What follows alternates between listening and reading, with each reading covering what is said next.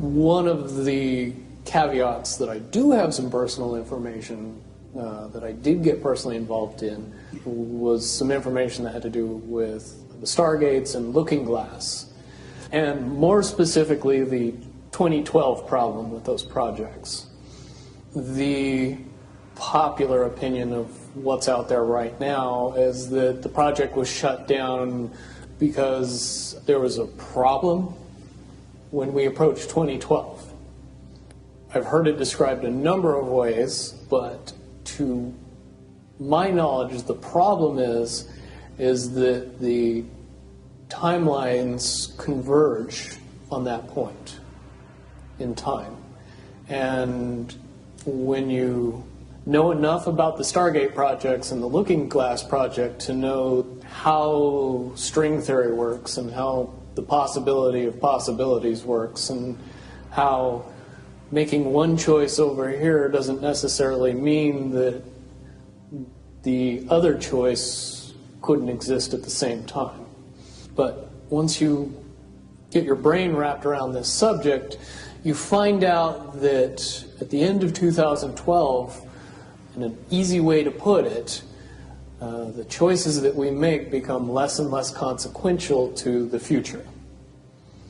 And eventually we're pushed into this bottleneck of time, no matter which choice we make. And that's important to the people that had access to Looking Glass because they would use Looking Glass knowing the choices that they would make and the future would pop up. The big mistake was coming up with the possibility of future. And when we started using a computer to say, well, if we make this choice, it's 79% possible that this scenario happens, and 23% are possible, or whatever, I'm using round numbers, that this scenario would happen. The understanding at the time was that was realistic. However, if you go down the road further and free will continues to exercise itself on this game, that 79% possibility sometimes changes very, very fast. But if you look at the situation in a point of time, it seems very realistic that that's the greatest possibility. What happened was people, very smart people, began to figure out that something big was coming up. Something that made it so all the possibilities of all the future scenarios of any choice, any possibility that was fed in and observed through the Looking Glass inherently ended up in the same future. And no decision, no possibility changed past a certain point. That's the big secret. All possible timelines lead to the same basic set of history in the future. That is what sends everybody that has all of the information, that knows everything, into a blind panic. The people that know everything about Looking Glass, that have gotten all the reports and all the information, the elites of the world, probably figured out that that was the end of the game. And nothing could be manipulated beyond that point. When I was in the military, it would have been before '97 when I got in trouble.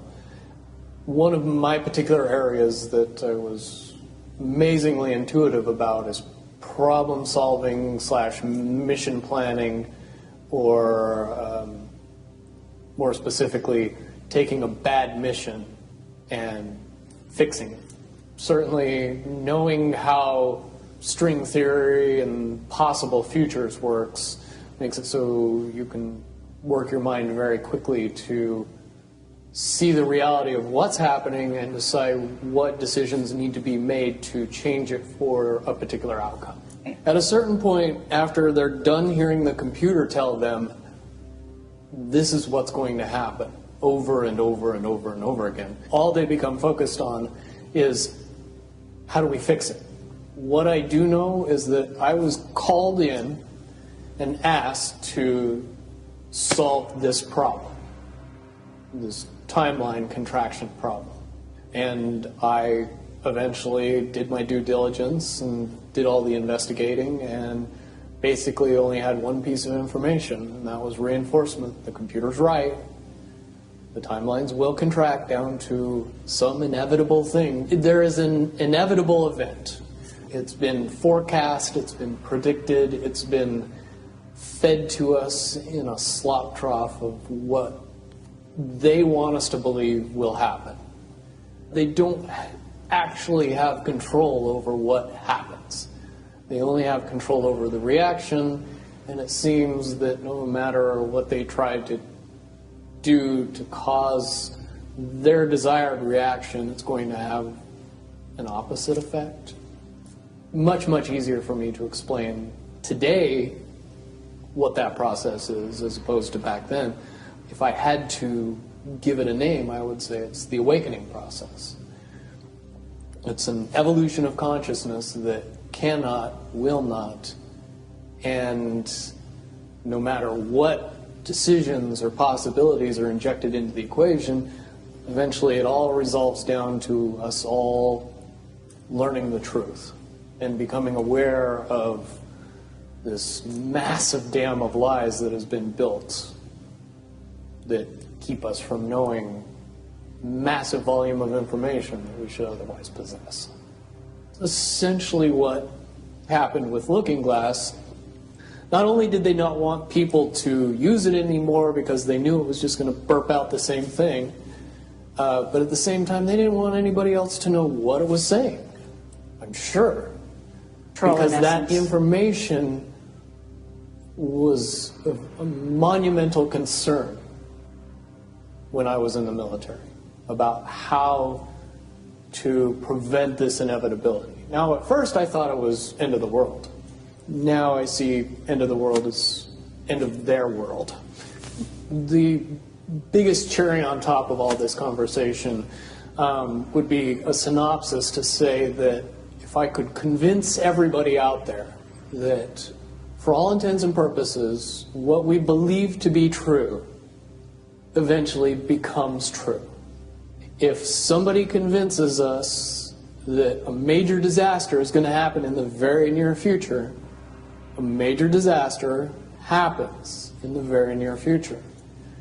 If we don't buy into that fear and accept that there's really nothing that we know is going to happen, and accept of whatever happens, that makes the convergence of the timelines happen as naturally as possible.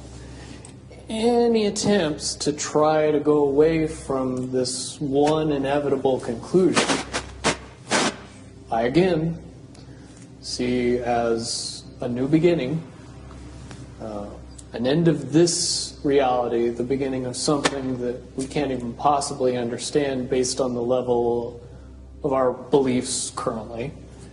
But when all that information comes flooding out, there's going to be no denying what's true and what's a lie or what's illusion. Basically what we're experiencing right now is two master chess players sitting at the board. And one of them looks down at the board and sees that he's in checkmate in 7 moves. And he looks across at his opponent and he knows that his opponent sees it too. So there's no getting out of it. So at this point, the loser can only prolong the game. Both players know the game is over. It's only a matter of time before he does this, and then you're forced to do this, and then he's forced to do this, and eventually checkmate. We, as a race, if we could understand that the game is over, that based on the rules of the game, the bad guys have already lost, the good guys have already won. Yes, there's moves left on the table, but those moves are being forced by the player that is going to win. The only way that checkmate can't happen is if the player that's winning makes a mistake. But from all of the information that I've gathered, all of the information that's been given, all of the information that's been vetted to me, it seems pretty obvious that the good guy player on the side of the chessboard knows exactly what has to be done to win the game. And so at this point, any mistake would be all but impossible. But again, you really have to understand the game to know that the guy that's losing is lost. And I'm sure most people sitting watching a chess match between two advanced chess players know the game's over long after the two players know it's over. Because they can't see the board and see that there's only 7 moves left.